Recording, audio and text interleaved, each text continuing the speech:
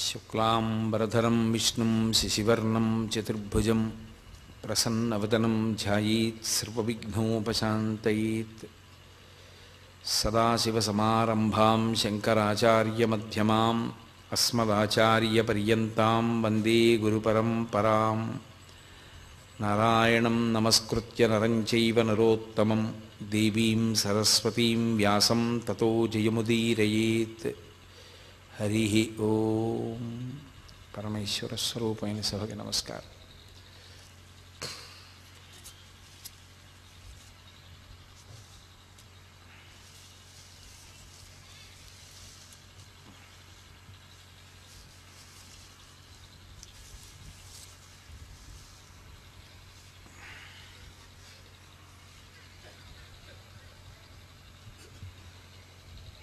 పరమేశ్వరుడు ఈ ప్రపంచంలో ఎవరిని ఎందుకు సృష్టిస్తాడు అన్నదానికి ఏదో ఒక హేతు ఉంటుంది.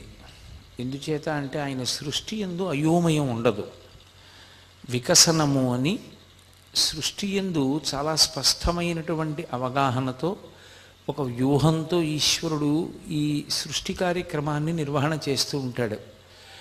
అందుచేత ఈ ప్రపంచంలోకి వచ్చేటటువంటి ప్రతి జీవి కూడా ఏదో ఒక విషయం కోసమే వస్తూ ఉంటారు. ఆయా జీవుల యొక్క పూర్వజన్మలలో చేసినటువంటి పాపపుణ్యాల్ని దృష్టిలో పెట్టుకుని సుఖదుఖములుగా నిర్ణయం చేసి ఈ జన్మలో ఇలా అనుభవించవలసి ఉంటుంది అని ఈశ్వరుడు వాళ్ళని తీసుకొస్తాడు. అందుకే భగవాన్ రమణులు 1కి 10 మాటలు ఒకటే మాట చెప్తూ ఉండేవారు. ఎవరు ఎన్ని చేసినా జరగవలసినది జరుగుతూ ఉంటుంది అంటుండేవారు. కారణం ఏమిటంటే అదే పరమాచార్య స్వామి వారు కూడా తరచుగా అంటూ ఉండేవారు. ఒక వ్యక్తి ఈ దుఃఖాన్ని ఈ జన్మలో ఇలా అనుభవించాలి అని ఈశ్వరుడు నిర్ణయం చేస్తే అది అలాగే జరుగుతుంది. కానీ ఏ వ్యక్తి జీవితానికి పరమార్థం లేకపోవడం అన్నది ఉండదు. కారణం ఏమి అంటే బుద్ధి అని ఒకటి ఇస్తాడు. ఆ బుద్ధిని సక్రమంగా వినియోగించుకున్న నాడు బాహ్యంలో అందరికీ అబ్బా ఎంత కష్టంతో కూడుకున్న జీవితమో అనిపించినటువంటి వ్యక్తి అద్భుతమైనటువంటి స్థితిని పొంది మళ్ళీ పునరావృత్తిని పొందవలసిన అవసరం లేనటువంటి శాశ్వతమైన శివసాయుధ్య స్థితిని పొందడానికి కూడా అవకాశం ఏర్పడుతుంది. ఇది నిరూపణం చేసేటటువంటి ఒక అద్భుతమైనటువంటి వ్యక్తి యొక్క గాథ భగవాన్ రమణుల జీవితంతో ముడిపడింది. సూరి నాగమ్మ గారని ఆధునిక కాలంలో భగవాన్ రమణ మహర్షి యొక్క తత్వాన్ని తెలుసుకోవాలి అనుకున్న వాళ్ళందరూ కూడా తప్పకుండా చదివేటటువంటి గ్రంథాలు 2 ఉంటాయి. ఒకటి శ్రీ రమణలీల అని కృష్ణ భిక్షు అన్న ఆయన రచన చేశారు. చాలా అద్భుతమైనటువంటి గ్రంథం. అలాగే సూరి నాగమ్మ గారి లేఖలు. ఆవిడ పుట్టుకతో నిజంగా అయ్య బాబోయ్ ఇన్ని కష్టాలా ఒక్క మనిషికి అనిపిస్తుంది. అసలు ఈవిడ కష్టాలు అనుభవించడానికే పుట్టిందా అన్నట్టుగా పుట్టారు ఆవిడ మహాతల్లి. మనకి కృష్ణా జిల్లాలో విజయవాడ దగ్గర మంగళగిరికి 30 కిలోమీటర్ల దూరంలో 30 మైళ్ళ దూరంలో ఒక గ్రామం. ఆ గ్రామం ఆ కొలను రాయి అని ఆ గ్రామానికి పక్కనే కలువ కొలను.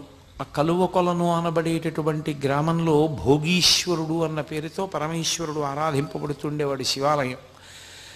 ఆ గ్రామంలో ఒక గొప్ప కుటుంబం, చాలా పెద్ద ఇల్లుట వారిది. అటువంటి ఇంటికి యజమానిగా ఉండి చక్కగా సంతానంతో సంతోషంగా ఉన్నటువంటి వ్యక్తి ఒకరున్నారు. ఆయన పేరు దోర్బల చినవేంకట శాస్త్రి గారు అని. వారికి పెద్ద కొడుకు పేరు వెంకట వ్యాఘ్ర నృసింహశాస్త్రి. తర్వాత కుమార్తె, ఆమె పేరు కనకదుర్గ. ఆ తర్వాత మళ్ళీ ఇంకొక కొడుకు, ఆయన పేరు శేషాద్రి శాస్త్రి. ఆ తర్వాత ఇంకొక కొడుకు శోభనాద్రి శాస్త్రి. ఆ తర్వాత ఒక కూతురు, ఆమెకి నాగమ్మ అని పేరుంచారు. ఇంతమంది అన్నదమ్ములు, ఇంతమంది అన్నలు, అక్క, వాళ్ళకి చెల్లెలుగా పుట్టారు. ఈ చినవేంకట శాస్త్రి గారి యొక్క కుమార్తెగా పుట్టినటువంటి నాగమ్మ గారి యొక్క దురదృష్టం ఏమిటంటే ఆమె 4వ ఏటనే తండ్రి గారు శరీరాన్ని విడిచిపెట్టేశారు. 10వ ఏడు వచ్చేటప్పటికి తల్లిగారు శరీరాన్ని విడిచిపెట్టేశారు. ఆవిడికి 11వ ఏడు కూడా రాకముందే ఏలూరు పట్టణంలో ఉండేటటువంటి సూరి రామావధాన్ల గారు అనబడేటటువంటి ఒకరి కుమారుడితోటి ఆమెకి వివాహం చేశారు. ఆమె ఇంకా ఆయనతో కలిసి సాంసారికమైన జీవనము ప్రారంభము చెయ్యకముందే భర్తగారు శరీరం విడిచిపెట్టేశాడు. ఆవిడికి మిగల్చింది ఏమిటి అంటే ఆజన్మ బ్రహ్మచర్యం. ఆవిడ ఒక గదిలో పడుకుని ఉండేవారు. ఆవిడే రాసుకున్నారు, నా ఆశ్రమ జీవితము అని పుస్తకం రాశారు. ఆ పుస్తకం చదివితే నిజంగా హృదయం ఉన్న ఏ వ్యక్తికైనా అసలు ప్రథమ భాగం చదువుతుంటే కళ్ళ నీళ్లు తిరుగుతాయి. అన్ని కష్టాలు పడ్డారు. ఆవిడ ఒక గదిలోనే ఉండిపోయారు కొన్ని నెలలు, సంవత్సరాలు. ఆ గదిలోకి కనీసం సూర్యచంద్రుల యొక్క కిరణములు కూడా సోకేవి కావు. ఒక చింకి చాప మీద పడుకుని ఉండేవారు. ఆవిడకున్న పెద్ద ఆస్తి ఏమిటి అంటే ఏడుస్తుండడం.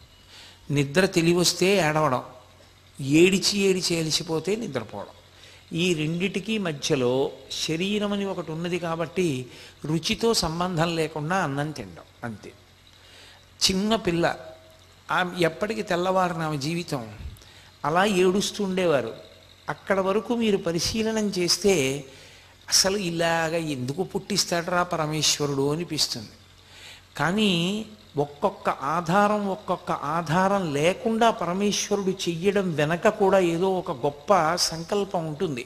భాగవతంలో శ్రీ మహావిష్ణువు వామనమూర్తితో మాట్లాడుతూ అంటారు, ఎవ్వని కరుణింప నిశ్చయించితి నేను వాని అఖిల విత్తంబెల్లనపహరింతు సంసార గురుమద స్తబ్దుడై ఎవ్వడు తెగడి లోకమునన్ను ధిక్కరించు వాడెల్లకాలంబు అఖిల యోనుల యందు పుట్టుచు చిట్టుట్టతిదకు విత్త వయోరూప విద్యాబలైశ్వర్య కర్మ గర్వముడిగి ఏకవిధమున విమలుడయ్యవ్వడుండు వాడు నా కొరకు రక్షింపవలయువాడు అంటారు. పుట్టి చనిపోయి చిట్ట చివరికి అసలు పుట్టుకతోనే అన్ని అనుబంధాలు తెగిపోతూ పుట్టేటటువంటి వాళ్ళని బాహ్యంలో చూసినప్పుడు వాళ్ళు దురదృష్టవంతులు అనిపిస్తుంది.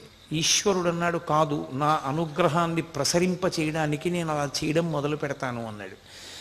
ఎవ్వని కరుణింప నిశ్చయించితి వాని అఖిల విత్తంబు నేను అపహరింతు. వాడి ఐశ్వర్యాన్ని, వాడికి నా అన్న వాళ్ళు లేకుండా చేయడం కూడా నేను ఇచ్చేటటువంటి మహద్భాగ్యమే అని గుర్తించెదరుగాక. ఎందుకంటే వాడు తరించడానికి ఏవి అడ్డొస్తాయో ఏవి వాడు ప్రయత్నపూర్వకంగా లోపల పరిశీలనం చేసుకుని పోగొట్టుకోవలసి ఉంటుందో వాటిని నేనే తీసేస్తాను. కాబట్టి సంసార గురుమద స్తబ్దుడై ఎవ్వడు తెగడి లోకము నన్ను ధిక్కరించు వాడెల్లకాలంబు అఖిలయోనుల యందు పుట్టుచు పిదప వాడలా పుట్టి చచ్చి సంసార చక్రంలో తిరిగి తుట్టతుదన విత్త వయోరూప విద్యా బలైశ్వర్య కర్మ జన్మ గర్వముడిగి ఏకవిధమున విమలుడై ఎవ్వడుండు వాడు నా కొరకు రక్షింపవలయువాడు అంటాడు. ఇక నాకిదుంది అని చెప్పుకుని అహంకరించడానికి ఏమీ లేనంత దీనమైన స్థితిలో ఉంచి మనసుని మాత్రం నా పాదపద్మముల యందు ఉండేటట్టుగా చేస్తానటువంటి వాళ్ళకి ఇంకా వాళ్ళ మనసు పెట్టడానికి వేరే స్థానం ఏమి ఉండదు. కాబట్టి అయితే ఒకటి, అలా ఉన్న వాళ్ళందరూ ఈశ్వరుని యందు మనసు పెడతారా అంటే దాని మీద తీర్పేం లేదు. ఏ బంధాన్ని ఈశ్వరుడు కల్పించకపోయినా అనేక బంధాలని తరువాత కల్పించుకునే వాళ్ళు ఉండొచ్చు. ఈశ్వరుడు ఏ బంధాన్ని ఇవ్వకపోయిన కారణం చేత పరమేశ్వరుని యందే మనసు పెట్టగలిగినటువంటి లక్షణం ఏర్పడడానికి పుట్టుకతో భక్తి వాసన కూడా ఉండాలి. పుట్టుకతో భక్తి వాసన పరమేశ్వర కృపచేత వచ్చేదే తప్ప తనంత తానుగా అలా ఏదో వచ్చేటటువంటిది కాదు. అది గత జన్మలలో ఉండేటటువంటి సాధనా బలం చేత, సంస్కార బలం చేత పుట్టుకతో అంత గొప్ప భక్తి ఏర్పడుతుంది. లేకపోతే భాగవతంలో భగవానుడు ఏం చెప్పాడో దానికి చాలా దగ్గరగా ఉంటుంది. సూర్యనాగమ్మ గారి జీవితం 2 వంశాలను ఉద్ధరించింది మహాతల్లి.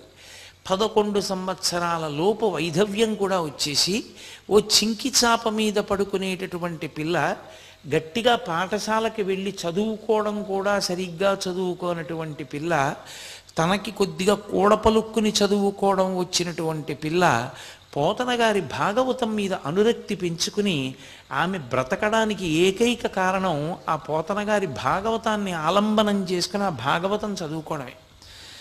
భాగవతాన్ని అంత బాగా చదువుకుంది. అసలు యథార్థమునకు కష్టమనేటటువంటిది వైరాగ్యమునందు ఉంచుకోవడానికి ఒక గొప్ప సాధనమవుతుంది, దాన్ని పండించుకోగలిగినటువంటి వాడికి.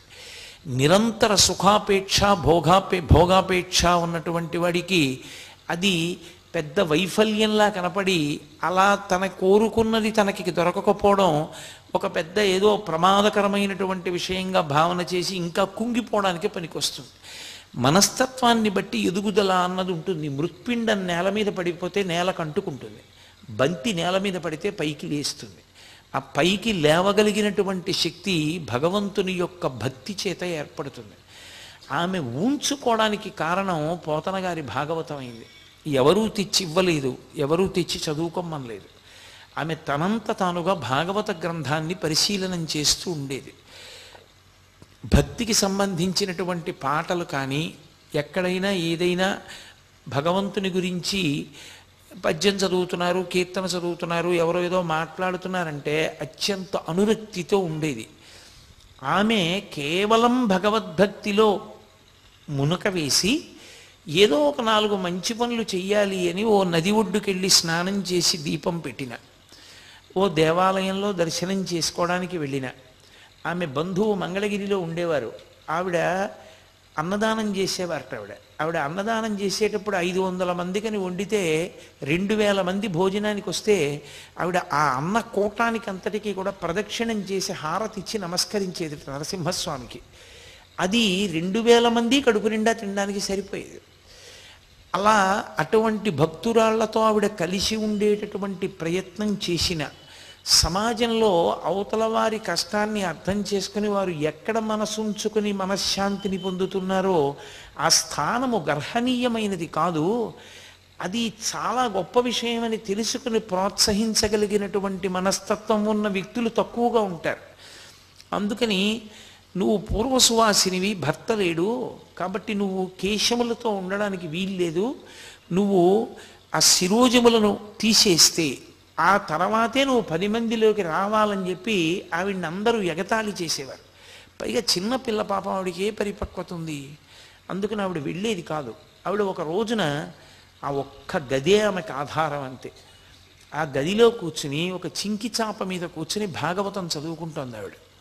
ఆ భాగవతం చదువుకుంటున్నప్పుడు భాగవతంలో ఆ కపిల మహర్షి కర్దమ ప్రజాపతి దేవహూతి, ఆ దేవహూతికి గర్భస్థ పిండం అనుభవించేటటువంటి నరకము, జనన మరణ చక్రమనందుండేటటువంటి దుఃఖం గురించి బోధ చేసినటువంటి తీరు చదువుకుంది ఆవిడ. చదివి ఆవిడ మనసుని హత్తుకుంది. తల్లికి దేవహూతికి కపిలుడు అంత గొప్పగా వేదాంతాన్ని చెప్పాడు. అసలు నా జన్మ నిష్ప్రయోజనంగా ముగిసిపోకుండా, ఎందుకు పుట్టానో ఎందుకు పెరుగుతున్నానో తెలియకుండా ఈ గదిలో పడుకోవడం, అన్నం తినడం, ఏడుస్తుండడం, భాగవతం చదువుకోవడం, ఇంతేనా? నా జీవితానికి ఒక దిశానిర్దేశకత్వం చేసి నాకు ఏర్పడినటువంటి లోపాన్ని దృష్టిలో పెట్టుకోకుండా నా ఆర్తిని గమనించి నన్ను భగవత్ పదం వైపుకి ప్రేమతో నడిపించగలిగినటువంటి ఒక సద్గురువు దేవహూతికి కపిలుడు లభించినట్లు నాకు లభిస్తాడా అని ఆవిడ ఆర్తి పొందింది. ఆర్తి పొంది ఏడుస్తూ భగవంతుణ్ణి ప్రార్థన చేసి నాకటువంటి గురువు లభించేటట్టు చూడమని ఆవిడ ఆ బాధతోటి ఏడిచి ఏడిచి కళ్ళు నిప్పెట్టి పడుకుని చాప మీద నిద్రపోయింది. ఆవిడ నిద్రపోయినప్పుడు నిద్రలో ఒక వ్యక్తి కనపడ్డారు. ఆయన కేవలం ఒక తెల్లటి కౌపీనం పెట్టుకుని ఒక బండరాతి మీద కూర్చుని ఒక కాలు మడిచి ఒక కాలు కిందకి పెట్టి ఓ చేతికర్రను ఒక దాన్ని ఆ బండరాతికి తగల్చి ఉంచి ఒక చేతిని ఇలా రాతి మీద పెట్టి అమృత దృక్కుల వంటి కరుణామయమైనటువంటి చూపులతో ఆవిడ వంక చూస్తున్నారు. ఆయన ఏం మాట్లాడలేదు. ఆవిడ ఇన్నాళ్ళు ఏడవడం కష్టపడ్డమే తప్ప ఆవిడ జీవితంలో ఆవిడ మనసు చల్లబడేటట్టుగా ప్రవర్తించిన రోజు లేదు. ఆయన్ని కలలో చూసినప్పుడు ఆవిడ అపారమైన ఆనందాన్ని పొందారు. ఎంత సంతోషాన్ని పొందారంటే, నేను కోరుకుంటున్న సద్గురువు ఈయనే అని ఆయన తన దగ్గరికి వచ్చారనేటటువంటి భ్రాంతికి వశురాలయ్యింది. హఠాత్తుగా నిద్రలో లేచి గదంతా వెతికారు, ఎక్కడ లేరు. ఓ నాకు స్వప్నం కలిగింది అనుకున్నారు. మళ్ళీ జీవితం యథాప్రకారం కొన్నాళ్ళు పోయిన తర్వాత ఆమె యొక్క అన్నలు ఆమెని వెంకటాచల క్షేత్రానికి తీసుకెడతాము అన్నారు. సరే, ఏదో పుణ్యక్షేత్ర దర్శనం చేస్తే కొంత మనసు మారుతుంది, ఈశ్వర దర్శనమునందు నాకు అనురక్తి ఉంది కాబట్టి వస్తాను అన్నారు. కలిసి బయలుదేరారు. తిరుపతి పట్టణానికి వెళ్లే ముందు చెన్నై వెళ్ళారు. తీరా మద్రాసు పట్టణానికి వెళ్ళిన తర్వాత వాళ్ళ దగ్గర బంధువులు ఎవరో మరణించారని ఒక తంతి వచ్చింది. దాంతో వాళ్ళు తిరుపతి వెళ్లకుండా వెనక్కి వచ్చేసారు. ఇది కూడా ఇలా ప్రతిబంధకం వచ్చింది, వెంకటాచల క్షేత్రానికి వెడదామంటే అని ఆవిడ మరింత నిస్పృహకి లోనయ్యి ఇక ఇంట్లో ఉండడం కూడా ఇష్టం లేక, ఏ ఉంది బంధువులందరూ కూడా ఆవిడ్ని చూసేవాళ్ళు, దురదృష్టవంతురాలు అనేవాళ్ళు, ఆవిడ కనపడింది అనేవాళ్ళు, రకరకాల మాటలు అంటుండేవాళ్ళు. ఆవిడ భరించలేక అన్నగారులను అడిగి నేను ఒక్కదాన్నే ఎక్కడైనా పుణ్యక్షేత్రానికి వెళ్ళిపోతానని అడిగారు. అన్నలు ప్రేమ కలిగిన వారే ఆవిడ రాసిన పుస్తకాన్ని బట్టి. వాళ్ళు ఒక్కదానివి వద్దమ్మా, నీకు అటువంటి క్షేత్రవాసం ఒక్కదానివి ఉండడానికి అంత అనువైన పరిస్థితులు కావని, ఆఖరికి ఆవిడ పుట్టిన ఊళ్ళోనే వాళ్ళ నాన్నగారి ఇల్లు చాలా పెద్ద ఇల్లు. ఆ ఇంట్లో ఆవిడ వ్రాసుకున్న దాన్ని బట్టి అయితే పగటిపూట నేను తిరిగేదాన్ని, రాత్రిపూట పావులు తిరుగుతుండేవి, నేను వాటి జోలికి వెళ్ళను, అవి నా జోలికి రావు అని రాశారు. ఆ 2 వాక్యాలు చాలా ఆవిడ పడ్డ కష్టానికి నిదర్శనం. అంత పెద్ద ఇంట్లో ఆ తల్లి ఒక్కరే ఉండేవారు. ఉండి ఆ ఊళ్ళో ఉండేటటువంటి భోగేశ్వర స్వామి వారిని నిరంతరం దర్శనం చేస్తూ భగవత్ సంబంధమైన విషయాలు చదువుకుంటూ కాలక్షేపం చేస్తూ ఉండేవారు.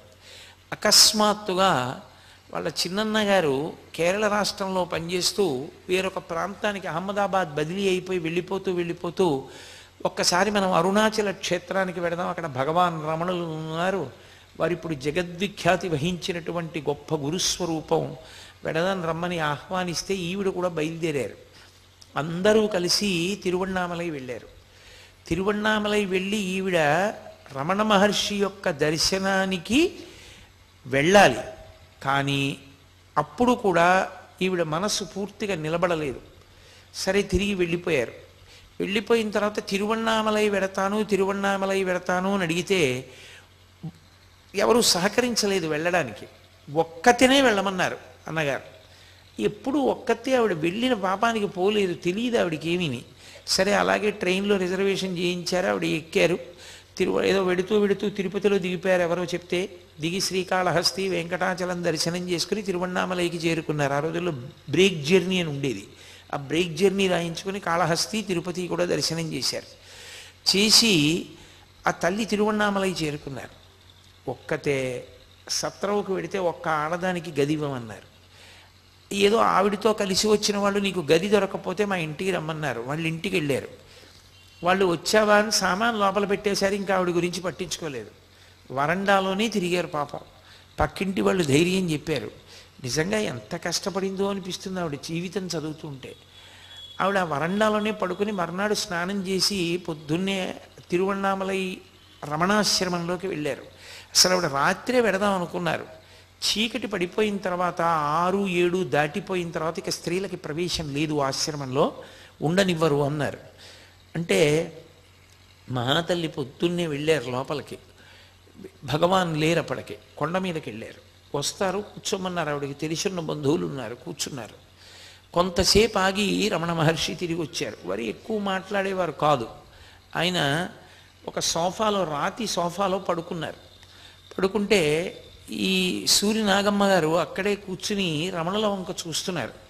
రమణులు ఆవిడ వంక తదేకంగా చూశారు. గతంలో ఆవిడికి స్వప్నంలో వచ్చినప్పుడు చూసినటువంటి సద్గురువు యొక్క చూపులకు ఆవిడ ఎటువంటి ప్రశాంతతని పొందారో అటువంటి ప్రశాంతతని పొందారు. విచిత్రం ఏమిటంటే రమణ మహర్షి శరీరం పడిపోయే పర్యంతము మధ్యలో అన్నగారుల ఇంటికి అప్పుడప్పుడు వెళ్ళి రావడమే తప్ప ఆవిడ అరుణాచలంలోనే ఉండిపోయారు. అరుణాచలంలోనే ఉండిపోయినా రమణ మహర్షి ఆమెను ఎప్పుడు నీ భర్త పోయాడు, నువ్వు ఒక్కదానివే ఉంటున్నావు అన్న మాట ఆయన తేలేదు.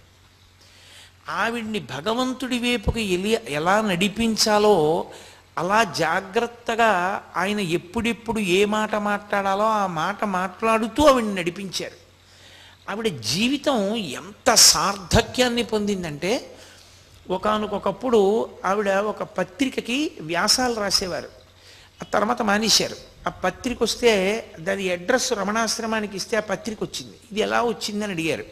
నేను గతంలో వ్యాసాలు వ్రాశాను, ఆ పత్రికే వచ్చింది ఇక్కడికి అని చెప్పారు.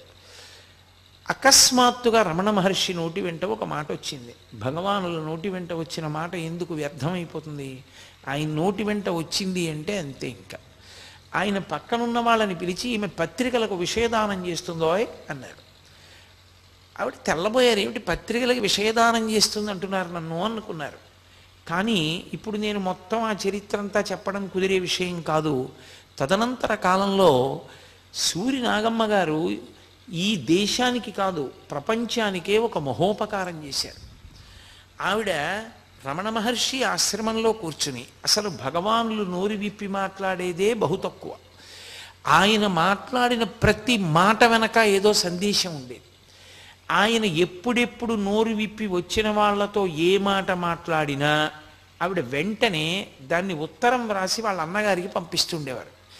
వాళ్ళ అన్నగారు ఈ ఉత్తరాలన్నీ దాచారు. దాచి రమణులు ఎప్పుడెప్పుడు ఏ మాటలు మాట్లాడారో ఆ మాటలన్నింటినీ సూరినాగమ్మ లేఖలు అన్న పేరుతో పుస్తకంగా ప్రచురించారు. అది ప్రథమ భాగం, ద్వితీయ భాగం, తృతీయ భాగం, చతుర్థ భాగం అని 4 భాగాలుగా ముద్రణ పొందింది. నిజంగా ఆవిడ రచనా శైలి చూస్తే ఎంత అద్భుతంగా ఉంటుందో. మీరు రమణాశ్రమ లేఖలు చదువుతుంటే మీరు రమణ మహర్షి శరీరంతో ఉన్న రోజుల్లో నిజంగా తిరువణ్ణామలైలో రమణ మహర్షి ఆశ్రమంలో కూర్చున్నటువంటి అనుభూతిని పొందుతారు. ఎన్ని విషయాలకు అందులో పరిష్కారాలు లభిస్తాయి. రమణుల దగ్గరికి రకరకాల వ్యక్తులు వస్తుండేవారు, రకరకాల ప్రశ్నలు అడుగుతూ ఉండేవారు. అన్నిటికీ కూడా ఆయా వ్యక్తులకు ఆయా వ్యక్తులు ఉన్న ఆశ్రమానికి తగిన రీతిలో ఆయన జవాబు చెప్తుండేవారు. ఎప్పుడెప్పుడు రమణ మహర్షి ఏ జవాబు చెప్పారో దాన్ని ఒక్క అక్షరం కూడా విడిచిపెట్టకుండా అంత జాగ్రత్తగా ఆవిడ ఉత్తరం రాసి అన్నగారికి పంపారు. ఆ అన్నగారు అంత శ్రద్ధగాను దాచారు. దానివల్ల రమణ మహర్షి నోరు విప్పడం అనేటటువంటిది కావ్యకంఠ గణపతి ముని వలన సాధ్యమైతే నోరు విప్పి రమణ మహర్షి ఎప్పుడెప్పుడు ఏం మాట్లాడారు అన్నది ప్రతిరోజు తేదీ సమయంతో సహా ఆయా సందర్భాలు ఆయన మాట్లాడిన మాటలు ప్రపంచానికి అందడానికి ప్రధానమైన కారకురాలు సూరినాగమ్మ గారు. ఆ తల్లి రమణుల యొక్క సేవలో రమణ మహర్షిని గురువుగా స్వీకరించి అభ్యున్నతి మార్గంలో ప్రయాణం చేసి తన జీవితాన్ని తరింప చేసుకున్నారు. రమణ మహర్షి శరీరం పడిపోయేటటువంటి సమయంలో ఒక చిన్న గదిలో ఉన్నారు. ఆయన పక్కనే ఓ చిన్న స్నానాల గది ఒకటి ఉండేది. మీరందరూ చూసి ఉంటారు. అరుణాచలం వెళ్ళిన వాళ్ళు ఆ రమణాశ్రమంలో చాలా చిన్న గది, ఆ చిన్న గదిలోనే ఆయన శరీరాన్ని విడిచిపెట్టే పర్యంతము పడుకున్నారు. ఆ గదిలో పడుకుని ఉన్నప్పుడు ఆఖరణ ఆయన ఇంకా శరీరం విడిచిపెట్టేస్తారన్న రోజున కొన్ని వేల మంది వచ్చేసారు ఆయన దర్శనానికి. ఇంతమంది వస్తే దర్శనం కష్టమని వీళ్ళందరినీ కూడా ఒక వరుస క్రమంలో నిలబెడుతున్నారు పోలీసులు. కాబట్టి ఆవిడికి దర్శనం చేసేటటువంటి అవకాశం కూడా లేదు. ఇంకా ఆఖరణ బాగా ఎత్తుగా ఉన్న ప్రదేశం మీదకి ఎక్కి నిలబడి చూస్తున్నారు ఆవిడ గదిలోకి. భగవాన్, నా జీవితంలో ఎన్నో పర్యాయాలు మీ దగ్గర కూర్చుని మీరు చెప్పిన మాటలు విన్నాను. ఎన్నో పర్యాయాలు ఆ మాటలన్నీ వ్రాసుకున్నాను. శాంతి లేని జీవితంలో శాంతిని పొంది భగవంతుని వైపుకి ప్రస్థానం చేశాను. ఇక మీ యొక్క కరుణాపూరితమైనటువంటి చూపులు మా మీద ప్రసరించే అవకాశం లేదా? ఒక్కసారి చూడలేరా అని ఆవిడ అంత దూరంలో నిలబడి సంకల్పం చేశారు. మహానుభావుడు, అంతటా నిండిపోయినటువంటి బ్రహ్మతత్వాన్ని పొందిన వ్యక్తి కనుక తన శరీరాన్ని కూర్చోపెట్టమని సూరినాగమ్మ గారు ఎటువైపు ఉన్నారో అటువైపుకి తల తిప్పి కళ్ళు విప్పి ఒక్కసారి చూశారు ఆవిడ వంక. ఆశ్చర్యం ఏంటంటే అప్పటి వరకు ఎన్ని మారులో ఆవిడ మీ శక్తితో మీ అనారోగ్యాన్ని కుదుర్చుకుని బ్రతకండి బ్రతకండి అని కోరిన వ్యక్తి రమణ మహర్షి యొక్క శరీరం పొందుతున్నటువంటి ఖేదాన్ని చూసి ఆయన ఎంత కష్టపడుతున్నారో ఆ శరీరంతో చూసి, వద్దు భగవన్, మా స్వార్థం కోసం మిమ్మల్ని శరీరంతో ఉండమని అడగలేం. ఆ శరీరం పడుతున్నటువంటి క్లేశాన్ని ఎలా తట్టుకుంటున్నారో అర్థం కావట్లేదు. ఇక వద్దు భగవన్, మీరు నిష్క్రమించండి, శరీరాన్ని విడిచిపెట్టి అంతటా నిండి మీరు ఎప్పుడు ఉంటారు, ఇక ఆ శరీరాన్ని వదిలిపెట్టేసేయండి అన్నారు. ఆవిడ అలా ప్రార్థన చేసి చెయ్యగానే భగవానుల కనురెప్పలు మూతపడ్డాయి. అంతే, ఆయన శరీరంలోంచి జ్యోతి బయటికి వెళ్ళిపోయింది. ఆఖరణ కూడా సూరినాగమ్మ గారి యొక్క ప్రార్థనని మన్నించారు రమణ మహర్షి. అంతటి భక్తి తత్పరత కలిగి ఒక గురువుని ఒక శిష్యుడు ఎంత భక్తితో అనుగమించవలసి ఉంటుందో లోకానికి నిరూపణం చేసినటువంటి సాధ్వీమణి సూరినాగమ్మ గారు. ఎన్నో పుస్తకాలు ఉన్నాయి ప్రపంచ సాహిత్యంలో, కానీ ఆవిడ యొక్క పుస్తకాల్లాంటి పుస్తకాలు మాత్రం ప్రపంచ వాంగ్మయంలో మీకు దొరకవు. ఎందుచేతనంటే ఆవిడ కేవలం తను కూర్చుని వినడం కాదు, ఆవిడికి ఒకానొకప్పుడు ఒక పత్రిక యజమాని ఉత్తరం రాశాడు. అమ్మా, కాళ్ళు ఉండి కుంటి వాళ్ళం, మేము వచ్చి రమణాశ్రమంలో కూర్చోవట్లేదు, కన్నులుండి గుడ్డి వాళ్ళం, భగవాన్ రమణుల దర్శనం చెయ్యట్లేదు, అలాంటి మాకు ఆవిడికి ఏ బంధం లేకపోవడాన్ని ఆవిడ అంత సద్వినియోగం చేసుకున్నారు. రమణుల దగ్గర కూర్చోవడం, ఆధ్యాత్మిక గ్రంథాలు చదువుకుంటూ ఉండడం, ఆయన ఏది మాట్లాడినా అంత జాగ్రత్తగా వినడం, దాన్నంతటినీ కూడా లేఖగా వ్రాయడం. దానివలన ఏమైందో తెలుసా? నేను నోటితో చెప్తే మీకు అర్థం కాదు, మీరు నిజంగా రమణాశ్రమ లేఖలు పుస్తకం చదవండి. ఇక్కడ ఉన్న వాళ్ళల్లో చాలామంది చదివి ఉన్నారు అని నేను అనుకుంటున్నాను. ఈ ముందున్న వాళ్ళల్లో ఎవరైనా చదివారా రమణాశ్రమ లేఖలు? రమణాశ్రమ లేఖలు పుస్తకాన్ని మీరు చదివితే అసలు మీరు ఒక రకమైనటువంటి అద్భుతమైన వాతావరణంలోకి ప్రవేశిస్తారు. రమణాశ్రమ లేఖలు చదువుతున్నప్పుడు ఆవిడ ఎంత అద్భుతమైన రచన చేశారంటే మీరు కొంతకాలం భగవాన్ రమణులతో కలిసి ఉంటారు. ఆమె ఆయన గోశాలలోకి ప్రవేశించడం, ఆయన ఆ హాల్లోకి ప్రవేశించడం, ఆయన సోఫాలో కూర్చోవడం, ఆయనని వచ్చినటువంటి వాళ్ళు ప్రశ్నలు అడగడం, ఆయన జవాబు చెప్పడం, గంట కొట్టినప్పుడు ఆయన లేవడం, ఆయన కారుణ్యం, ఆయన సమత్వ దృష్టి, ఆయన ఎంత సిద్ధాంతానికి కట్టుబడినటువంటి జీవనమో, ఆయన ఎంత నిస్సంగియో, అసలు శరీరం మీద ఎంత భ్రాంతి లేనటువంటి జీవితాన్ని ఆయన గడిపేవారో మహాతల్లి తేదీలు వేస్తూ ఆవిడ చేసినటువంటి ఆ రచన మీరు చదువుతుంటే మీరు సూరినాగమ్మ గారి లేఖలు పుస్తకం చదువుతున్నానన్న భావన మీకు ఉండదు. మీరు రమణాశ్రమంలోనే కూర్చున్నారు అనుకుంటారు.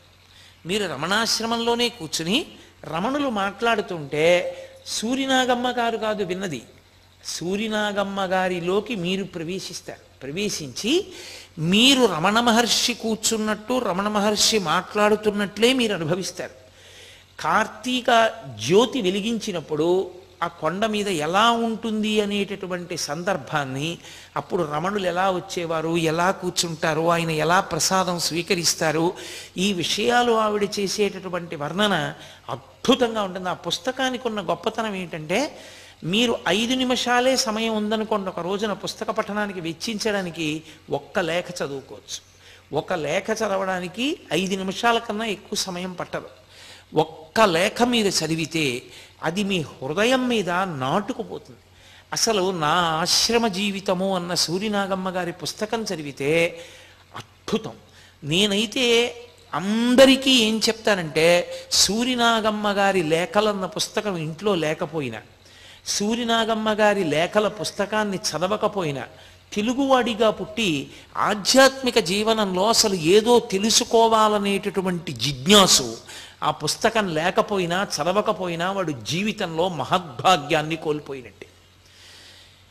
అందున ఇప్పటికైనా చదవనటువంటి వాళ్ళు ఆ పుస్తకాన్ని చదివేటటువంటి ప్రయత్నం చేయకపోతే కారణజన్ముడై కేవలం మన కొరకు మాత్రమే మాట్లాడడం తప్ప తన కొరకు అని ఒక మాట కూడా జీవితంలో మాట్లాడలేదు. ఎప్పుడు ఆయన నోరు విప్పి మాట్లాడినా సందేశమే. జీవితంలో ప్రతి మాట సందేశమే తప్ప ఒక్క మాట పొల్లు మాట లేనటువంటి వ్యక్తి రమణ మహర్షి. ఒక్క మాట పొల్లు మాట ఉండదు. ఆయన నోటి వెంట వచ్చిన ఏ మాట మీరు చదవండి, ఒక మహాజ్ఞాని మాట్లాడుతుంటే ఎలా ఉంటుందో మీకు అర్థం అవుతుంది. ఏదో భక్తుల్ని కూర్చోపెట్టి సందేశాలు ఇవ్వడం కాదు, యథాలాపంగా మాట్లాడతారు ఆయన. యథాలాపంగా ఎవరో ఇద్దరు మాట్లాడుకుంటుంటే మధ్యలో ఆయన జోక్యం చేసుకుని ఒక మాట అంటారు. ఆయన జోక్యం చేసుకుని మధ్యలో చెప్పిన ఒక్క మాట మీరు వింటే నన్ను మీరు నమ్మండి. మీతో నేను ఒక మాట చెప్తాను. ఉదయం మీరు కడుపు నిండా పలహారం చేసేసారనుకోండి, మధ్యాహ్నం 2 వరకు ఆకలి ఎలా వేయదు. ఇంత పటికి బెల్లం పర్ర నవిలేశారనుకోండి, మంచినీళ్ళు తాగేసిన నోటిని ఇంకా తీపితనం ఎలా పట్టుకుంటుందో.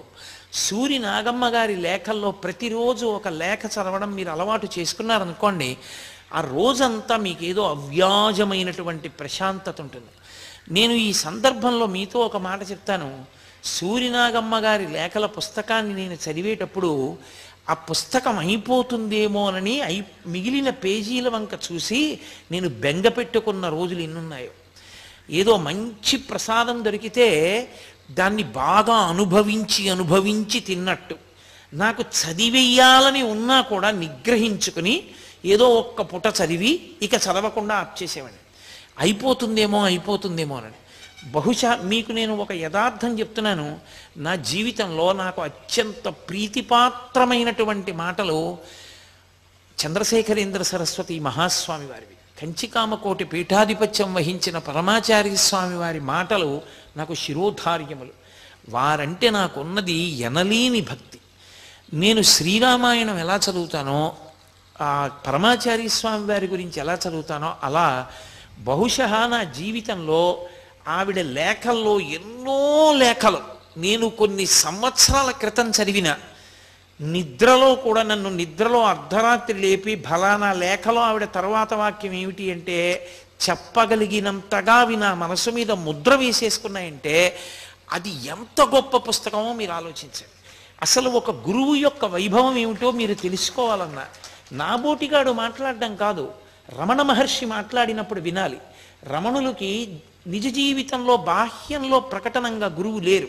అరుణాచలేశ్వరుడే ఆయనకి గురువు. కానీ ఆయన ఒక గురువు గురించి ఉద్వేగంతో మాట్లాడితే ఎలా ఉంటుందో, అది కూడా అదేదో ఉపన్యాసం కాదు, నాలా ఒక వేదిక మీద కూర్చుని మాట్లాడడం కాదు, ఒక హఠాత్ సంఘటనని ఆవిడ వర్ణిస్తారు ఒక లేఖలో.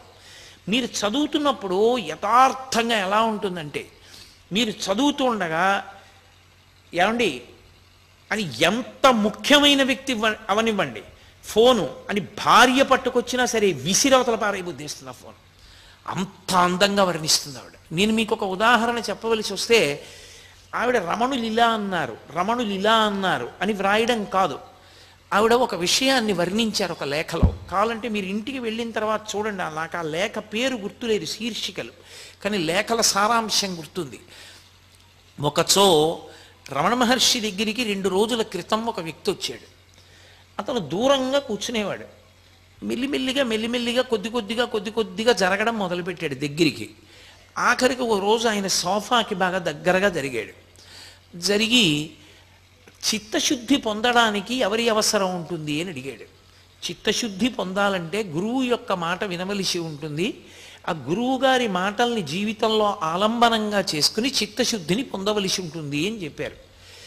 ఆయన ఈ మాట చెప్తే ఆ వచ్చిన వ్యక్తి ఆ కాలంలో ఉన్నటువంటి గురువులు ఒక 4-5 పేర్లు చెప్పి, ఈయనకి ఈ దోషం ఉంది, ఈయనకి ఈ దోషం ఉంది, గురువు ఎలా అవుతాడు, ఆయనకి ఆ దోషం ఉంది, గురువు ఎలా అవుతాడు అని మాట్లాడుతున్నారు. రమణులు వింటున్నారు. ఇంతలో ఆశ్రమవాసులు వచ్చి, వాళ్ళకి తెలుసు రమణ మహర్షిని నిందించినా ఒప్పుకుంటారు కానీ ఆయన పరనింద చేస్తే అంగీకరించారు.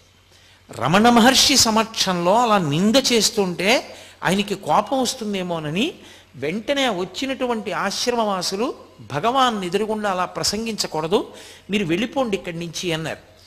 వెంటనే రమణులు అన్నారు, ఉండండి, ఎందుకు ఆయన్ని పంపించేస్తారు? యథాతథంగా ఆవిడ ఆ మాటలు విని మళ్ళీ దాన్ని యథాతథంగా వ్రాసేశారు అన్నయ్య గారికి లేఖ. ఎందుకు ఆయన్ని పంపిస్తారు? 2 రోజుల నుంచి గమనిస్తున్నాను. దూరంగా కూర్చున్నాడు. నిన్నొక ఆవిడ వచ్చి మాట్లాడడం చూశాడు. మెల్లిగా దగ్గరికి జరిగాడు. సోఫా దగ్గరికి వచ్చాడు. మూట విప్పాడు. లోపల ఉన్నవన్నీ బయట పెట్టాలిగా. గురువుని వెతుక్కోవయ్యా నేనంటే సమర్థుడైన గురువు ఎక్కడున్నాడు లోకంలోని గురువులకి వంకలు పెడుతున్నాడు. మహానుభావుడు దత్తాత్రేయ స్వామి వారికి సముద్రం దగ్గరికి వెడితే తరంగంలో గురువు కనపడ్డాడు, ఒక పక్షిలో గురువు కనపడ్డాడు, వేశ్యలో గురువు కనపడ్డాడు, ఈయనకి మాత్రం లోకంలో గురువు కనపడలేదు అని గడ గడ గడ గడ గడ గడ గురువు యొక్క వైభవాన్నంతటినీ కూడా ఇలాంటి వ్యక్తులకి గురువుల యొక్క వైభవం ఎక్కడ కనపడుతుంది? ఇవాళ ఇక్కడికి వచ్చాడు, రేపొద్దున్న ఇక్కడి నుంచి ఇంకో చోటుకి ఎడతాడు, వెళ్ళి ఆయనకేం తెలుసు, నేను అడిగితే ఏమీ చెప్పలేకపోయాడు అంటాడు. అక్కడ మాటలు ఇక్కడికి తీసుకొచ్చి చెప్తాడు. ఈయన జీవితంలో ఎలా వృద్ధిలోకి వస్తాడు? గురు వైభవం ఎప్పటికి అర్థం అవుతుంది అని ఆయన సరళంగా ఆ ఉద్వేగంతో మాట్లాడిన మాటలు ఏమున్నాయో అవి రమణులు ఇలా అన్నారు, రమణులు అలా అన్నారు అని కాకుండా రమణుల మాటల్ని యథాతథంగా ఆవిడ వ్రాసేసి చిట్ట చివరికి ఒక నెమలి వచ్చి పెద్ద క్రంకణం చేస్తుంది. చేస్తే తెచ్చిపెట్టుకున్న కోపమే తప్ప నిజమైన కోపం అయితే కదూ. తన సహజ స్థితిలో పరమ సంతోషంగా నెమలి వంక చూస్తే ఆ నెమలి దగ్గరికి వచ్చినప్పుడు దాన్ని తడిమి దానికి జీడిపప్పు పెట్టినటువంటి భగవానుల యొక్క విశేషంతో ఆవిడ లేఖ పూర్తి చేసి అన్నయ్యకి పోస్ట్ చేస్తారు. ఎన్ని ఉత్తరాలు ఆవిడ తేదీ వేసి రమణులు ఎప్పుడెప్పుడు ఏ సందర్భంలో ఏం మాట్లాడారు ఆ ఒక్క లేఖ మనం చదివామనుకోండి, గురువుల విషయంలో ఎలా బతకాలి, గురువుల విషయంలో ఎలా దోషం ఎంచకూడదు, మనం ఎలా గురువుని గౌరవించాలి.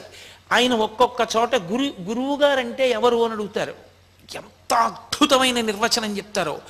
గురియే గురువు అంటారు. ఎంత అద్భుతమైన లేఖలంటే అవి. ఒక్కొక్కసారి ఆయన వచ్చిన వాళ్ళతో మాట్లాడినవి కావు ఆ లేఖలు. ఎవరో ఒక ఆయన ఏదో అంతకు పూర్వం రాసిన పద్యం ఏదో పట్టుకొచ్చి ఏదో మాట్లాడుతున్నాడు. మాట్లాడుతూ ఆయన శంకరాచార్యులు వారు చేసినటువంటి స్తోత్రంలోంచి ఒక మాట అన్నాడు.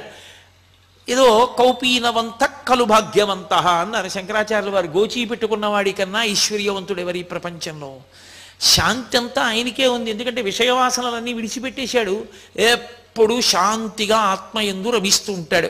అందుకని కౌపీనవంత కలు భాగ్యవంత అన్నారు శంకర్లు. దాని గురించి అంటుంటే మీ తువ్వాల గురించి అయ్యర్ గారు విషయం చెప్తుండేవాడు, ఏమిటది అన్నాడు ఆయన. అంటే అది వచ్చిన వాళ్ళకి సందేశం కాదు, భగవానులు నవ్వుతూ ఆ వచ్చిన అంతేవాసితో ఒక మాట చెప్పారు. అదా, నేను కొండ మీద విరూపాక్ష గుహలో ఉన్న రోజుల్లో ఒక విచిత్రం జరిగింది. మలయాళ దేశం నుంచి ఎవరో వచ్చో తువ్వాలు ఇచ్చారు. ఆయన తువ్వాలనేవారు కాదు, తుండు అనేవారు. ఓ తుండు ఇచ్చారు. ఆ తుండు అసలు నేసినప్పుడే దాని దారపోగులు అటు ఇటు చల్లుకుపోయి ఉన్నాయి. నేను అది పెట్టి దీన్ని తుడిచేవాడిని. నేను తుడుచుకునేవాడిని అనరైనా, దీన్ని తుడిచేవాడిని అంటారు. దీన్ని తుడిచేవాడిని. అది కొద్ది కాలంలోనే కన్నాలు పడిపోయింది. ఎవరైనా చూస్తే మళ్ళీ ఇంకో తుండిస్తానంటారు. ఎందుకు వచ్చిందని ఆయన 3 గంటలకి లేచేవారు. స్నానం చేసి దీన్ని తుడిచేసి ఎవరైనా చూస్తారని ఓ చెట్టు కొమ్మ మీద వేసి అది కొద్దిగా ఆరగానే ఉండ చుట్టి కన్నాలు కనపడకూడదని ఒక చెట్టు తొర్రలో పెట్టేవాడిని. కాలక్రమంలో అందులో నూలుపోగుల కన్నా కన్నాలే ఎక్కువైపోయాయి. ఆయనతో ఎంత సాన్నిహిత్యమో చూడండి. అక్కడ పశువులు కాసుకునేటటువంటి కోయ పిల్లాడోడు ఉండేవాడు. ఈయన రోజున దులుపుతున్నారు. వాడు పరిగెత్తుకొచ్చి ఎవరితో? భగవానులతో. వాడు అన్నాడు, ఎంత గొప్ప తుండండి, ఇన్ని కన్నాలు, గవర్నర్ గారు వస్తున్నారు, ఈ తుండు బహూకరిద్దాం, ఇస్తారేమిటి అన్నాడు. వాడు చిన్న పిల్లవాడు. ఆయన ఏం కోపం లేదు. మహాపురుషుల యొక్క మనస్సు పసిపిల్లవాడి మనస్సులో ఉంటుంది. అందుకే పసిహృదయం అంటారు. పసిహృదయానికి ఉన్న లక్షణం ఏంటంటే నాన్నగారికి ఆజా పెట్టలేదని అప్పటికప్పుడు ఏడుస్తాడు.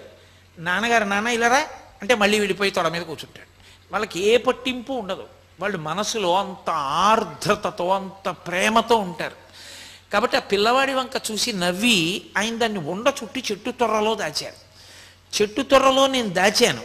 ఆఖరికి ఒక రోజున అయ్యర్ దేని గురించో వెతుకుతూ చెట్టు తొర్రలో చెయ్యెట్టాడు. ఈ తువ్వాలు దొరికింది. తీసి చూశాడు. దాన్ని నిండా కన్నాలే. నా దగ్గరికి వచ్చి, భగవన్ ఎంత అన్యాయమైన పని, తుండు లేదని చెప్పకూడదా, మేము తుండే తేమా, ఇంత అన్యాయమా, దీంతో తుడుచుకుంటున్నారా మీరు అని చూపించాడు. ఏమయ్యా తుండు అలా ఉందంటావే, అన్ని 1000 కన్నాలు ఉన్నాయి, సహస్రాక్షుడు ఇంద్రుడు నాకు తుండయ్యాడయా అని పొంగిపోయాను ఆ రోజుల్లో అని ఒక చిరునవ్వు నవ్వి, అదేమి ఇంకొక విచిత్రం, ఆ రోజుల్లో ఒక్కటే కౌపీనం, ఆ ఒక్క కౌపీనం కన్నాలు పడిపోయింది.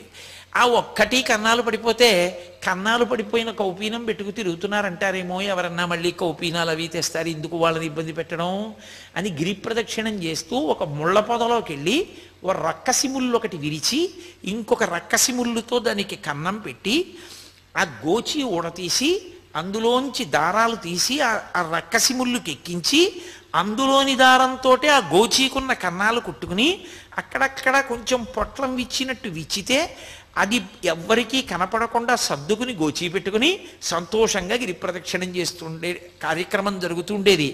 అంత సంతోషమైన రోజులు అనేవారు. అన్నిటికన్నా విచిత్రం ఏమిటంటే ఆయనకి అందరూ తీసుకొచ్చి పెట్టేవారు చుట్టూ పదార్థాలు.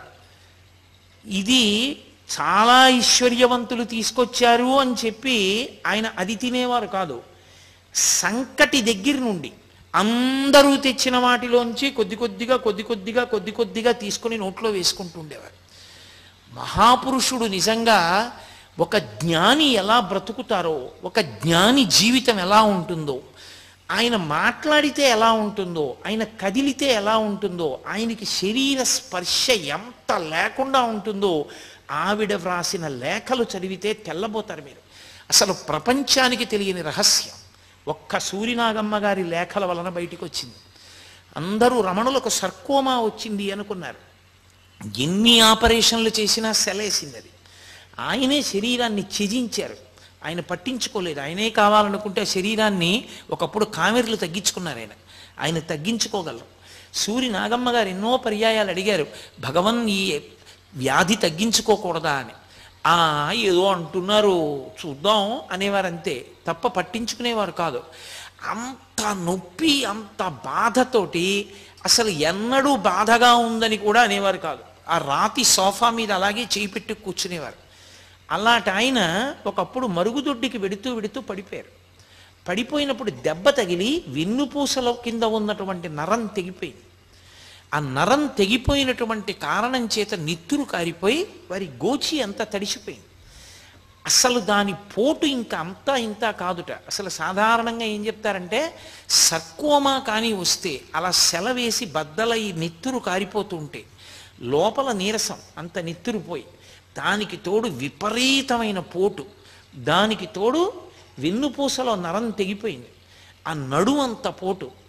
ఆయన కనీసం చాలా నొప్పిగా ఉంది అని ఎప్పుడూ అనేవారు కాదు. ఏమిటో ఇదేమో నిప్పెడుతుంది, ఇదేమో బాధపడుతుంది. డాక్టర్లను చూపించి వాళ్ళేమో తగ్గిస్తామంటారు, వాళ్ళు రేడియం సూదులు కట్టారు. ఇదేమో తగ్గనంటుంది, వాళ్ళేమో తగ్గిస్తానంటారు. చూస్తున్నాం తమాషా, ఎవరు గెలుస్తారో అనేవారు తప్ప ఇంత నిప్పెడుతోంది నాకు నిప్పెడుతోంది అన్న మాట ఆయన ఎప్పుడు వాడలేదు. ఆయన నేను ఆత్మ, ఇది ఆత్మచేత ధరింపబడినది. సర్వకాలముల యందు ఆ సత్యమైనటువంటి నేను యందు మాత్రమే విహరిస్తుండేవారు ఆయన. అందుకే తరచుగా చెప్పేవారు అద్దె కొంపలో ఉన్నవాళ్ళం అంటుండేవారు. అద్దె కొంపలో ఉన్న యజమాని ఎప్పుడు సొంత ఇల్లు కట్టుకుందామా అని చూస్తూ ఉంటాడు. సొంత ఇంట్లోకి వెళ్ళిపోయిన తర్వాత అమ్మయ్యా సొంత ఇంట్లోకి వచ్చేసానని ఎంత చిన్న ఇల్లు అయినా అందులో అణిగిపోతాడు. అణిగిపోయి సంతోషంతో, అణిగిపోవడం అంటే అందులో అంత సంతోషంతో ఇమిడిపోతాడు. అలా ఇది అద్దె కొంప. ఈ లోపల ఉన్నవాడు బయట కాపలా పెట్టుకుంటాడు ఎవరైనా వస్తారని. ఓ కుక్క బయట తిరుగుతున్నట్టే ఊపిరి తిరుగుతూ ఉంటుంది లోపలికి బయటికి. లోపల ఉన్నవాడు లోపల ఉంటాడు, ఏవీ లోపలికి రావు. బయటికి పోయేటప్పుడు ఈ కుక్కను కూడా పట్టుకుపోతాడు బయటికి. పోయిన తర్వాత లోపల ఉన్నవాడు పోయాడు లేరా అని కొంప ఖాళీగానే ఉందని ఇందులోకి చీమలు పురుగులు కూడా దూరుతాయి కదా. మరి దూరకుండా ఎలా ఉంటాయి? నేనే ఒకసారి ప్రత్యక్షంగా చూశాను. మా అమ్మగారు శరీరం విడిచిపెట్టినప్పుడు ఆవిడ అంత్యష్టి సంస్కారానికి శ్మశానానికి వెళ్ళి కూర్చొని పూజ చేస్తుంటే ఇంతంత పురుగులు నా తొడల కింద చేరి ఇలా నోళ్ళు విప్పి ముట్టుకుంటున్నాయి. నేను హడిలిపోయి ఇదేమిట్రా ఇన్ని చెద పురుగుల్లా పట్టేశాయని ఆ పూజ చేయిస్తున్న ఆయన వంక చూస్తే ఆయన అన్నాడు, భయపడకండి, వాటికి తెలుసు ముట్టుకుంటాయి, అవి ముట్టుకుని చెప్పేస్తాయి బతికున్నాడో లేదో. ప్రాణం పోయినవాడైతే అరగంట అయ్యేటప్పటికి శరీరం ఉండదు, ముక్కల కింద కొరికేస్తాయి. అవి అన్నీ వచ్చి ముట్టుకుంటాయి, ఎందుకంటే ఇక్కడికి వచ్చేవన్నీ శరీరాలే కదా. చూసి ప్రాణం ఉంటే అవి వెళ్ళిపోతాయి. కాసేపటికి వెళ్ళిపోతాయి మీ దగ్గర నుంచి, ప్రేతాన్ని మాత్రం తింటాయి, ఏం భయపడకండి అన్నాడు. నేను అలాగే కూర్చున్నాను, వచ్చి కొద్దిగా ఇలా ముట్టుకునేవి, ముట్టుకుని ఒక్కటి కూడా కొరికేది కాదు, ఓ వీడికి ఇంకా ప్రాణం ఉందనుకునేవి, వెళ్ళిపోయేవి. రమణులు మహానుభావుడు ఆయన చెప్పింది యథార్థం అనడానికి నేను సరిపోను, ఆయన నోటి వెంట వచ్చిందే సత్యం. కాబట్టి ఆ కుక్క తిరుగుతున్నంతసేపు లోపలికి రావు, ఆ కుక్కని పట్టుకుని యజమాని వెళ్ళిపోతే అప్పుడు అన్నీ ఇందులోకి ప్రవేశిస్తాయి. సొంత ఇంటికి చేరిపోతే దీపం ఉండగా ఇల్లు చక్క పెట్టుకుని సొంత ఇంటికి వెళ్ళిపోయాడే వాడు శాశ్వతమైన ఆనందాన్ని అనుభవిస్తాడు. సొంత ఇంటికి వెళ్ళిపోవడం అంటే ఆత్మలోకి ప్రవేశించేసినటువంటి వాడు ఇక ఈ సంబంధంతో ఉండడు, విషయవాసనల వెంట తిరగడు. కాబట్టి నిరతిశయమైన శాంతితో ఆనందంతో ఉంటాడనేవారు. చిన్న చిన్న సందర్భాలను అడ్డుపెట్టి ఎంత అద్భుతంగా మాట్లాడేవారు. ఆయన భోజనం చేసి హాల్లోకి వస్తున్నారు ఒకసారి. పాత శిష్యులు కొంతమంది, కొత్తగా చేరినటువంటి వాళ్ళు కొంతమంది రమణ మహర్షి దగ్గర మాకు చనువు అంటే మాకు చనువు అని దెబ్బలాడుకున్నారు. దెబ్బలాడుకుని భగవాన్ వచ్చిన తర్వాత అడుగుతాం, వీళ్ళ పక్షం చెప్తే వాళ్ళు వెళ్ళిపోతారు, వాళ్ళ పక్షం చెప్తే వీళ్ళు వెళ్ళిపోతారు, సిద్ధపడిపోయారు. దెబ్బలాడుకుని కూర్చున్నారు. రమణులు రానే వచ్చారు భోజనం చేసి. తీరా వచ్చిన తర్వాత ఆయన లోపలికెడుతూ ఇలా చూశారు రెండు వర్గాల్ని. ఇంతలో వెనక ఓ కుక్క వచ్చింది ఆశ్రమంలోకి. ఆశ్రమంలో ముందు నుంచి ఉన్న కుక్కను తరిమింది. ఆ కుక్క అరుచుకుంటూ పారిపోయింది. ఆయన వెనక్కి తిరిగి అన్నారు, కుక్కలు కదూ, పాతవి కొత్తవి కలిసి ఉండలేవు, కొత్త వాటిని పాతవి తరుగుతాయి, పాత కొత్త భావనలతో దెబ్బలాడుకునేవి కుక్కలు అని లోపలికి వెళ్ళారు. ఇక మళ్ళీ ఎప్పుడు ఎవరు ప్రస్తావన తేలేదు. సర్వజ్ఞుడు మహానుభావుడు ఒక కుక్క మీద అడ్డుపెట్టి ఎంత తత్వం చెప్పేవారు. ఒక నెమలి గురించి మాట్లాడితే ఆయన ఎంత అద్భుతంగా మాట్లాడేవారు. ఆయన మాట్లాడినటువంటి మాటలు ఎప్పుడెప్పుడు ఆయన ఏ మాట మాట్లాడారో ఆ మాటల్ని యథాతథంగా తీసుకొచ్చారు. ఒకప్పుడు నటనానంద స్వామి అని ఒక ఆయన రమణ మహర్షి దగ్గరికి వచ్చాడు. వచ్చి నాకు మీలాగే ఈ శరీరం మీద భ్రాంతి పోయింది, సన్యాసం తీసుకుందాం అనుకుంటున్నాను, ఎందుకు వచ్చిన దిక్కుమాలిన శరీరం, ఇదేమైనా శాశ్వతమా ఏమైనానా అన్నాడు. అలా సన్యాసం తీసుకోకూడదు, తగినంత పరిపక్వత లేకుండా కుదరదన్నారు రమణ మహర్షి. ఎందుకు కుదరదన్నాడు. అయ్యి మీరు తీసుకోవాలా, మీరు ఒడ్డును కూర్చోవాలా, మీరు సంతోషంగా ఉండాలా, మేము మాత్రం తీసుకోకూడదా అన్నాడు ఆగ్రహంతో. ఆయన అన్నారు, నేను తీసుకునేటప్పుడు ఎవరిని అడగలేదన్నాడు. పూర్తి వైరాగ్యంతో అరుణాచలం వచ్చేసారంతే తప్ప ఎవరిని అనుమతులు అడగలేదు. ఏమంటే నేను చాలా చికాగ్గా ఉంది, వైరాగ్యం వచ్చేసిందండి, ఏమిటండి శరీరం సన్యాసం తీసుకుంటానని నేను అనలేదు. రామకృష్ణ పరమహంస అంటుండేవారు, ఆ వైరాగ్య does not come drop by drop, it comes like A flood అనేవారు. వైరాగ్యం వస్తే ఒక పెద్ద ప్రవాహంలా వస్తుంది తప్ప వైరాగ్యం ఏదో బిందువుల కింద ఏం రాదు. బిందువుల కింద వస్తే అది వైరాగ్యమే కాదు. కాబట్టి నేను ఎవరి అనుమతి అడగలేదు అంటూ ఆయన ఒక మాట చెప్పారు. అసలు ఈ శరీరము అసత్యము అన్న సత్యం బాగా లోపల ఇమర్చుకోవాలి, జీర్ణం అవ్వాలి. జీర్ణం అవ్వకుండా ఏదో ఈ శరీరం పనికి మాలిందని వదిలిపెట్టకూడదు, అది తప్పది. ఈ శరీరం యొక్క స్థితి ఏమిటో బాగా అర్థం అవ్వాలి అని ఆయన ఒక ఉపమానం చెప్పారు. భోజనం చేయడానికి విస్తరి తీసుకొచ్చి వేస్తారు. ఆ విస్తరి తీసుకుని వచ్చి వేసే ముందు విస్తరి యొక్క చిట్ట చివరి ప్రయోజనం ఏమిటి? తీసుకెళ్ళి పెంటకుప్ప మీద పారేయడమే. పెంటకుప్ప మీద పారేయడమే విస్తరి యొక్క ప్రయోజనం కనుక పట్టుకెళ్ళి వెంటనే పడేస్తారా? పడేయరు. బాదమాకులన్నీ కోసి తెస్తారు, వాటినన్నిటినీ కడుగుతారు, శుభ్రంగా తుడుస్తారు, చీపురు పుల్ల తీసుకొచ్చి సన్నగా చీలుస్తారు, అందంగా తినేటప్పుడు ఊడి ముద్దలో కలవకుండా కుడతారు, కుట్టి విస్తరి తీసుకొచ్చి వేస్తారు, నీతి చుక్క వేస్తారు, వడ్డన చేస్తారు, కూర్చున్నవాడు పరిశీచనం చేస్తాడు, మౌనంగా భోజనం అంతా చేస్తాడు, ఉత్తరాపోసనం పడతాడు, పట్టి లేచిపోతాడు, అప్పుడు విస్తరిని మడతపెట్టి పెంటకుప్ప మీద పారేస్తారు. అంతేగాని పెంటకుప్ప మీద పారేయడమే ప్రయోజనం అని చెప్పి విస్తరి కుట్టి వెంటనే పారేస్తావా? పారయ్యవు. ఈ శరీరమునందు ఉండాలి, ఇది ఋతుమంతము, దీని ఎందుండి సాధన చెయ్యాలి. నువ్వు బాగా భగవంతుడు చెప్పినటువంటి విహిత కర్మలు చేస్తూ, నిషిద్ధ కర్మల్ని భంజిస్తూ, గురువాక్య శ్రవణం చేస్తూ, వైరాగ్యాన్ని బాగా పెంపొందించుకుని ఇది సత్యము కాదు, ఇది ఋతుమంతము, లోపల ఉన్నది సత్యమన్న ఎరుకలోకి నువ్వు రావాలి.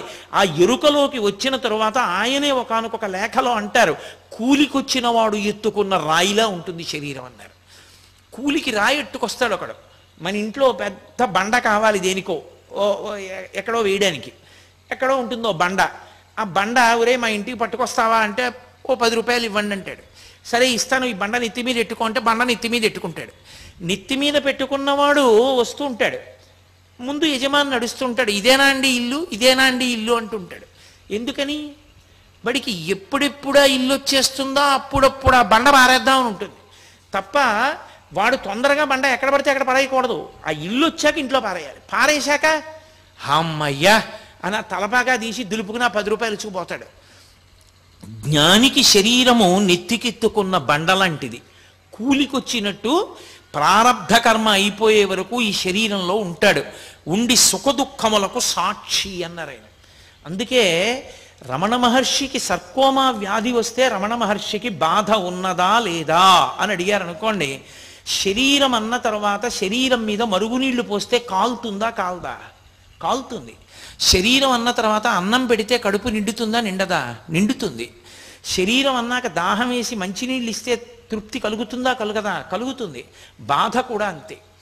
సామాన్యుడికి జ్ఞానికి తేడా ఎక్కడొస్తుంది అంటే సుఖంతో కానీ దుఃఖంతో కానీ సామాన్యమైన సాధకుడు మమేకమవుతాడు. మమేకమై సుఖం వచ్చినప్పుడు ఇదంతా నాదే అంటాడు, దుఃఖం వచ్చినప్పుడు అయ్య బాబోయ్ ఎంత దుఃఖమో తట్టుకోలేకపోతున్నానంటాడు. జ్ఞాని సుఖమునకు దుఃఖమునకు సాక్షి. సుఖ దుఃఖములు అనుభవించడానికి పరమేశ్వరుడు ఇచ్చినటువంటి గొప్ప తెప్ప ఈ శరీరం, ఉపకరణం. ఎందుకో తెలుసా? గత జన్మలలో చేసిన పాపమున్నది పుణ్యమున్నది. పాపము దుఃఖాన్ని ఇవ్వాలి, పుణ్యము సుఖాన్ని ఇవ్వాలి. ఇప్పుడు సుఖాన్ని మీరు అనుభవించి అమ్మయ్య సుఖంగా ఉంది అనుకోవాలంటే మనసొక్కటి ఉంటే సరిపోతుందా? శరీరం ఉండాలి. శరీరం ఉంటే తప్ప సుఖము అనుభవములోనికి రాదు. మీరు ఈ విషయం చాలా గంభీరమైన విషయం గుర్తుపెట్టుకోవాలి. సుఖము అనుభవంలోకి రావాలి, శరీరం ఉండాలి. దుఃఖం అనుభవంలోకి రావాలి, శరీరం ఉండాలి. నేను చేసిన పాపకర్మ ఏదో ఉంది, ఆ పాపకర్మ ఉంది కాబట్టి ఈ శరీరానికి ఏదో ఒక దుఃఖం వస్తుంది. ఏదో కాలు నొప్పెడుతోంది అనుకోండి, నాకు ఆ కాలు నిప్పెట్టడం అనేటటువంటి కారణాన్ని అడ్డుపెట్టి ఈశ్వరుడు గత జన్మలలో నేను చేసినటువంటి పాపాన్ని తీసేస్తున్నాడు. కాబట్టి ఆ పాపం క్షయమైపోతుంది. శరీరం లేకపోతే పాపం ఎలా పోతుంది? శరీరంతో దుఃఖం అనుభవిస్తూ పాపాన్ని పోగొట్టుకుంటాడు, శరీరంతో సుఖం అనుభవిస్తూ పుణ్యాన్ని పోగొట్టుకుంటాడు. రెండు పోతాయి. కాబట్టి రెండు పోగొట్టుకోవడానికి సుఖ దుఃఖముల కొరకు శరీరం ఉండాలి. దాంతో మనం పోగొట్టుకుంటాం. జ్ఞాని ఆయనకి సుఖము దుఃఖము ఆయనకి అన్వయం అవ్వదు. ఎందుకు అవ్వదు అంటే ఒకటే కారణం, ఆయన ఈ శరీరమునకు సాక్షి. దీన్ని వేరుగా చూస్తూ ఉంటాడు. చూడండి, మనం ఇక్కడ నిప్పెడుతోందండి అంటాం. అంటే ఇక్కడ నిప్పెడుతోందండి అంటే దీనికి నిప్పెడుతోందని తెలుసుకుంటున్నదొకటి, నిప్పి లేకుండా వేరుగా ఉందా లేదా సాక్షిగా? ఆ సాక్షిగా ఉన్న అసలు నేను ఇది నా చేత ధరింపబడింది. అందుకే దీనికి ఎంత దుఃఖం రానివ్వండి, ఎంత కష్టం కలగనివ్వండి, సాక్షి. ఇది ఎలా ఉంటుందంటే పోతన గారు భాగవతంలో ఓ శ్లోకరచన చేస్తూ ఆయన ఒక మాట అన్నారు. ఆ ఆలుమగలు ఉంటారే వాళ్ళిద్దరూ కూడా జీవితంలో భర్త ఏ ఇంటెన్సివ్ కేర్ యూనిట్లోనో ఉన్నాడు అనుకోండి, భార్య అక్కడే కూర్చుంటుంది, చూసి బాధపడుతుంటుంది. అయ్యో పాపం ఆయన ఇంటెన్సివ్ కేర్ యూనిట్లో ఉన్నారు, ఇంత బాధపడుతున్నారు అనుకుంటూ ఉంటుంది. కానీ మగలు తగులు కారే మగువలకును అంటారు. ఆమె ఏమైనా ఆయన బాధని పుచ్చుకోగలదా? పుచ్చుకోలేదు. ఆయన ఇంత బాధపడుతున్నారు అని తను తెలుసుకుంటుంది. అలా ఇది చాలా బాధపడుతోంది, చాలా దుఃఖపడుతోంది అని గమనిస్తూ ఉంటాడు ఆయన. అంతే, తాను ఆత్మగా సాక్షిగా ఉంటాడు తప్ప మమేకము కాడు. అందుకే సుఖమునందు మమేకం లేదు కాబట్టే బరోడా మహారాణి గారు పంపించినటువంటి బందర్ లడ్డు ఇలా పట్టుకున్నారు తిందామని. తినబోతున్నారు. ఆయన కొండ మీద ఉండగా సంకటి తెచ్చేటటువంటి ఒక అవ్వ సంకటి పట్టుకుని వచ్చి తచ్చాడుతోంది. ఇప్పుడు ఇంత మహారాణులు పంపించిన లడ్లున్నాయి, నేను పట్టుకొచ్చిన సంకటి తింటారా ఆయన అని. ఆయన చూసి అవ్వా చాలా కాలమైంది, రా రా రా రా అన్నారు. అయ్యా మీకు సంకటి తెచ్చేదాన్నని తింటారని సంకటి తెచ్చానంది. ఆయన వెంటనే, ఆయనకి నిజానికి ఇష్టాయిష్టములు లేవు, చేత్తో పట్టుకున్న లడ్డు పక్కన పెట్టి, నాకు ఆ సంకటి చాలా ఇష్టం, ఈ లడ్డు మీరు పుచ్చుకోండి, నేను ఆ సంకటి తాగుతానని సంకటి తాగారు. దేనికి? ఆయన కొరకు కాదు, ఆ వచ్చినటువంటి అవ్వ కొరకు. ప్రతి విషయంలోనూ సాక్షిత్వమే తప్ప అసలు సంఘం ఉండదు. ఆ స్థితికి చేరిపోయిన వాళ్ళకి సంచితం దగ్ధం అయిపోతుంది. అందుకే అందరూ ఈ శరీరాన్ని విడిచిపెట్టే ముందు లోపల విపరీతమైన బాధ పొందుతారు. అయ్యి బాబోయ్, పడిపోతోంది శరీరం, పడిపోతోంది శరీరం, పడిపోతోంది, నేను చచ్చిపోతున్నాను, నేను చచ్చిపోతున్నానని. జ్ఞాని ఒక్కడే ఈ శరీరం పడిపోతుంటే అమ్మయ్యా, అంతటా నిండి నిబిడీకృతమైపోయినటువంటి ఆత్మగా తప్ప ఒక చిన్న శరీరంలో ఉండవలసిన అవసరం ఇక నాకు లేదు అని ఆనంద భాష్పాలు కారుస్తూ శరీరాన్ని విడిచిపెడతాడు. అందుకే రమణులు ఆఖరణ శరీర పతనం అయ్యేటటువంటి సమయంలో ఆనంద భాష్పాలు కన్నుల వెంట కార్చి లోపల నుండి జ్యోతి పైకి లేచింది. లేచి అరుణాచల పర్వతంలోకి ప్రవేశించింది. ఒక జ్ఞానిగా భగవానులు ఎప్పుడెప్పుడు ఏ ఏ మాటలు మాట్లాడారో ఆ మాటలన్నీ తేదీ వేసి, అది దానికి ముందు అసలు ఏం జరిగిందో, ఏ కారణం చేత ఆయన అలా మాట్లాడారో ఎంత అద్భుతంగా మాట్లాడతారో నిజంగా.